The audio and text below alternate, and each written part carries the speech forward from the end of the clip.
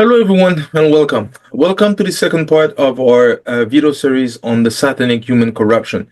The goal of that video, once again, is to explain, how how the Satanic corruption is currently happening towards humanity on Earth at the moment, and I wanted to tackle different part in order to explain what's happening nowadays.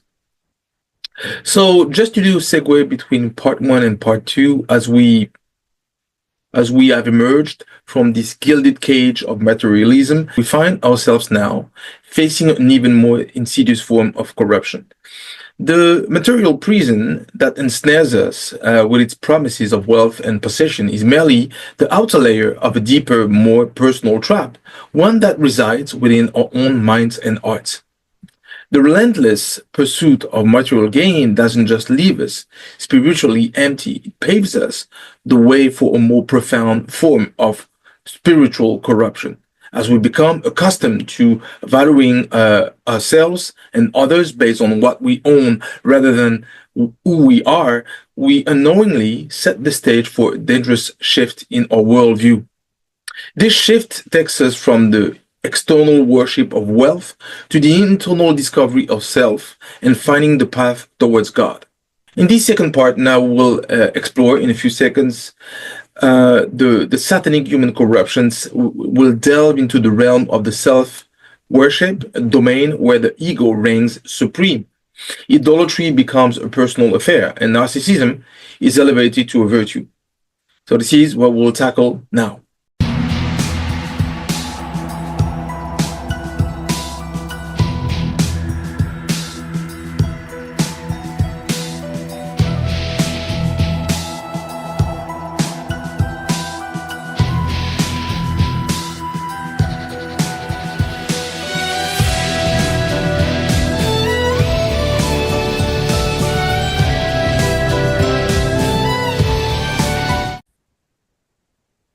Hello, everyone. So we continue, as we said, on our part number two. So the part number two, once again, it's really to have a deeper dive on the understanding of the satanic human corruption, especially the realm of the self-worship, a domain where the ego reigns supreme and where idolatry becomes a personal affair. As I said, this is the realm of narcissism. The seeds of this corruption are sown into the fertile soil of materialism. As we learn to equate our worth with our wealth, we begin to see ourselves not as successful, but superior. The ego, once a necessary tool for survival and confidence to confront ourselves to the challenges in the world, it becomes bloated and distorted, demanding constant feeding and adoration. This inflated sense of self leads us down a treacherous path. We start to idolize not just material possessions, but our own image and achievements. Social media becomes our temple, likes and followers, our congregation. We craft carefully curated versions of ourselves, digital called golden calves, as that we expect others to bow down to and to worship. As this self-idolatry takes root, it gives birth to a pernicious form of narcissism. We become convinced that our own greatness, our own infallibility, empathy withers as we focus increasingly on our own desires and perceived slights. The world becomes a stage for our personal drama, with others relegated to supporting roles or obstacles to be overcome. This worship of self aligns chillingly well with satanic principles. The Church of Satan founder Anton LaVey proclaimed, "Each man is its own God." This elevation of the self to godhood is the ultimate form of spiritual corruption, a complete inversion of traditional beliefs and religious values that emphasize humility and service to others.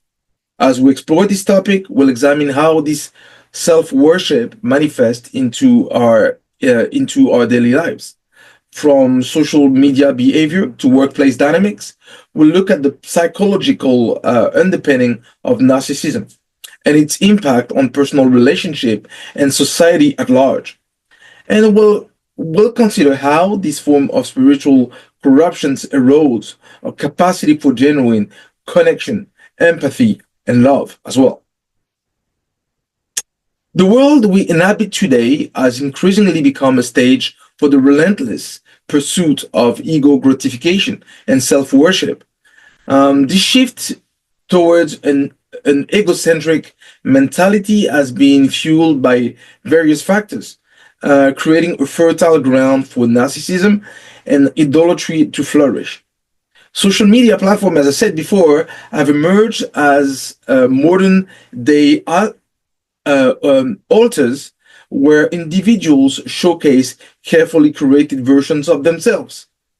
Seeking validation through likes, shares, and followers, they lie about the existence, they lie about the actual life. This digital landscape has amplified the narcissistic tendencies inherent in human nature, turning self-promotion into a cultural norm. The rise of celebrity culture and the idealization of the ultra wealthy have further exacerbated this trend.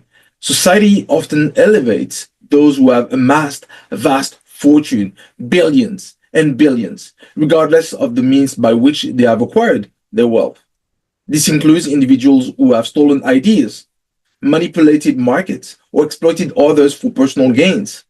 The public fascination with these public figures create a distorted value system where financial success is equated with moral worth. Some research has shown a strong correlation between wealth and narcissistic traits.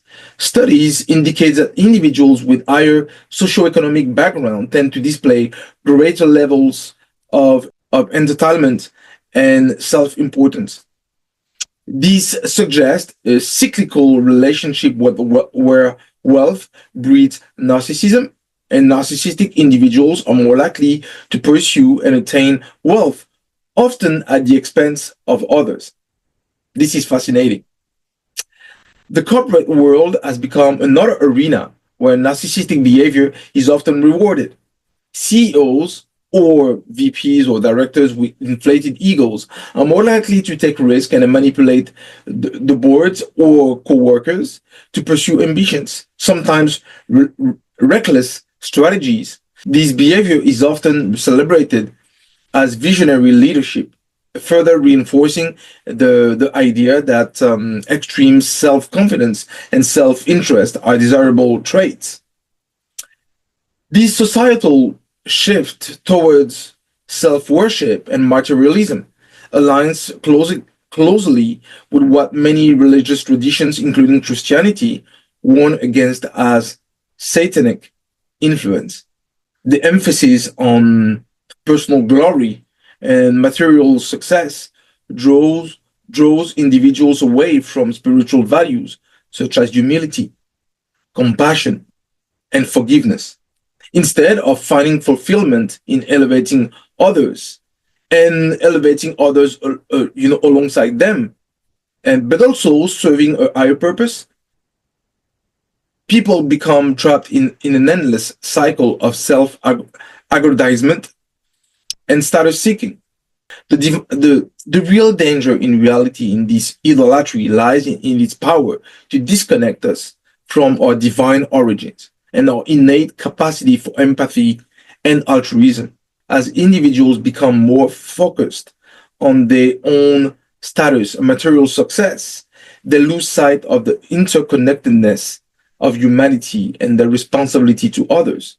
Yes, indeed, when we accumulate wealth, the goal is to distribute and to help others, and not to take that as an element or podium for self-idolatry. This narcissistic worldview erodes the fabric of society, replacing genuine human connections with shallow transactional relationship.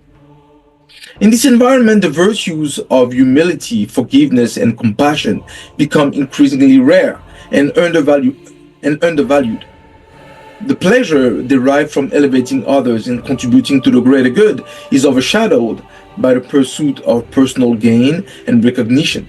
The spiritual corruption not only affects individuals, but also shape societal norms and values, creating a world where the self reigns supreme at the expense of collective well-being and spiritual growth. As we conclude our exploration of ego, idolatry, and narcissism, I believe we stand at the precipice of an even darker abyss. Now, next week, we will look into the shadowy realm of extreme carnal desires, where pornography, pedophilia, and excess reign supreme. We'll examine how these destructive forces corrupt the human spirit, pushing us further from our divine nature and deeper into the clutches of moral decay. Prepare yourself for a disturbing yet necessary journey into the art of human depravity as we continue our quest to understand and resist the satanic influences that threaten to unravel the very fabric of our society and humanity.